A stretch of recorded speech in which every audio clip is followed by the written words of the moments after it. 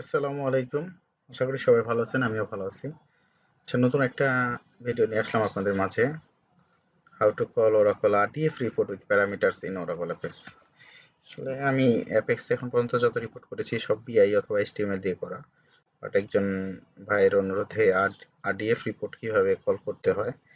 যেমন আমার এখানে 10G তে আমার একটা রিপোর্ট করা আছে, হ্যাঁ? RDF report. সিম্পল একটা রিপোর্ট করে আরকি প্যারামিটার আছে ২ টা। এটা হচ্ছে ডিপার্টমেন্ট আর ম্যানেজার দিয়ে আমি ২ টা প্যারামিটার পাস করে জাস্ট এই রিপোর্টটাকে কল করে দেখাচ্ছি। যেমন আমার এখানে আমি যদি লোকেশন সিলেক্ট করি, ওই লোকেশনের আন্ডারে কি কি ডিপার্টমেন্ট আছে। সাপোজ আমি এই 4টা ডিপার্টমেন্ট সিলেক্ট করলাম। এই 4টা ডিপার্টমেন্টের কিং, কোচার, ডিহান, হিগিন্স, এই কয়টা আমি ম্যানেজারকে সিলেক্ট করলাম। এই কয়টা ম্যানেজারকে সিলেক্ট করে যে ডাটা আসে, এই ডাটা আমার প্রিন্ট করে দেখাবে। হুম তাহলে মূল প্যারামিটার আমার এখানে ডিপার্টমেন্ট আর ম্যানেজার। আমি যদি এটা বাদ দিয়ে দিই, ডাটা কমে যাচ্ছে। ঠিক আছে? আবার যদি ম্যানেজার আমি অ্যাড করি, সকল ম্যানেজারই দিয়ে দিই, এই কয়টা ডিপার্টমেন্টের মধ্যে, ওই ডিপার্টমেন্টে সব ডাটা আসছে। আবার আমি যদি লোকেশন কোনো সিলেক্ট না করি, সব সব ডিপার্টমেন্ট দিয়ে দিই এবং সব ম্যানেজার দিয়ে দিই, তাহলে আমার যত ডাটা আছে সব ডাটাই চলে আসছে। সেখান থেকে যদি আমি কি করি, এই আনচেক করে দিই, এই ম্যানেজারগুলির প্রয়োজন নাই।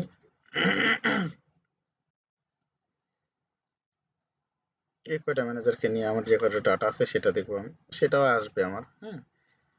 এই প্যারামিটারাইজ আসলে কিভাবে করা হয়েছে বা এই কলটা স্মুথলি কিভাবে কল রান করছে সেটা আপনাদেরকে দেখাতে চাচ্ছি। আশা করি আপনাদের সকলের কাজে লাগবে বিষয়টা। তো ফার্স্ট অফ অল আসলে আমার এখানে লোকেশন নিয়েছি। এটা তো বোঝার কিছুই নেই যে আমি লোকেশন নিয়েছি, এর আন্ডারে যে ডিপার্টমেন্টগুলি আছে সেটা এখানে নিয়েছি। ঠিক আছে? লোকেশনের আন্ডারে অথবা লোকেশন না, এই ডিপার্টমেন্টের আন্ডারে আবার নিয়েছি ওই ম্যানেজারগুলিকে। ঠিক আছে? ওই ম্যানেজারগুলি আসছে। এটার এটার উপর ডিপেন্ড করে আসলে এখানে আমি কোয়েরিতেও দেখিয়ে দিয়েছি। এই কোয়েরিটাই আসলে আমার রিপোর্টেও রান করছে, যে ডিপার্টমেন্ট এবং ম্যানেজারের আন্ডারে কি রান করছে। তারপর বড় কথা হচ্ছে যে আপনার ওই যে রিপোর্ট সার্ভারের OC4 যেটা স্টার্ট থাকতে হবে, এবং প্রিন্ট বাটনে আমি যে কাজটা করেছি সেটাই হচ্ছে মজার বিষয়। দেখেন, আমি 2টা ভেরিয়েবল নিয়েছি, 2টা ভেরিয়েবলে আমার 2টা আইটেম রেখেছি, প্যারামিটার 2টা রেখেছি। এই প্রথম প্যারামিটারটা ডিপার্টমেন্ট, পরের প্যারামিটারটা হচ্ছে ম্যানেজার। ডিপার্টমেন্ট ম্যানেজার 2টা ভেরিয়েবলে রেখেছি, এই যে নাম দিয়েছি ডিপ্ট এবং ম্যানেজার। আর রিপোর্ট কল করতে গেলে উইন্ডো ডট ওপেন, রিপোর্টের নেম কোন পেতে আছে, রিপোর্টের নাম, রিপোর্টের কানেক্ট স্ট্রিং, এই যে এইটুক পর্যন্ত তো ডিফল্ট। এটা আমি আরেকটা ভেরিয়েবলেও রাখতে পারি, ভেরিয়েবলটা জাস্ট কনকেট করে দিলেই হয়, বা আপনারা এইভাবে আমার মতো রাখলে হবে। এখান থেকে শুরু হয়েছে এই যে ডিপার্টমেন্টস। এই ডিপার্টমেন্টসে কি কি ভ্যালু গিয়েছে, এই যে আমি ইকুয়াল দিয়ে সিঙ্গেল কোটেশনের ভিতরে কনকাটনেশন, প্লাস চিহ্ন মানে কনকাটনেশন যোগ করা। এই ডিপার্টমেন্টগুলি যোগ করতেছি, আবার আরেকটা এই যে ম্যানেজারটা যোগ করে এখানে দিতেছি। খুবই সিম্পল, রান করছি।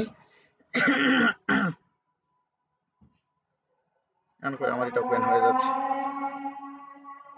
তো সেক্ষেত্রে মনে রাখতে হবে OC4 যে কিন্তু মাস্ট ওপেন থাকতে হবে। OC4 যে ওপেন না থাকলে কিন্তু আমার রিপোর্ট পাবে না।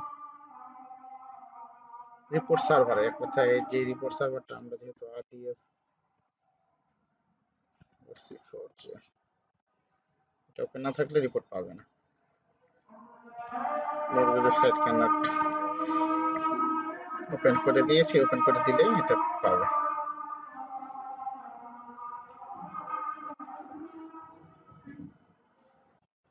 তো এখানে মূল্যবান কোড হচ্ছে এইটুকু।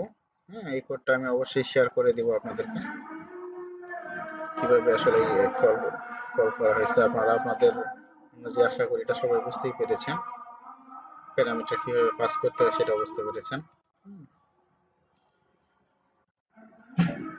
এই যে রান করেছি, রান করছি। ওকে, ভালো লাগলে লাইক কমেন্ট শেয়ার করবেন। আসসালামু আলাইকুম।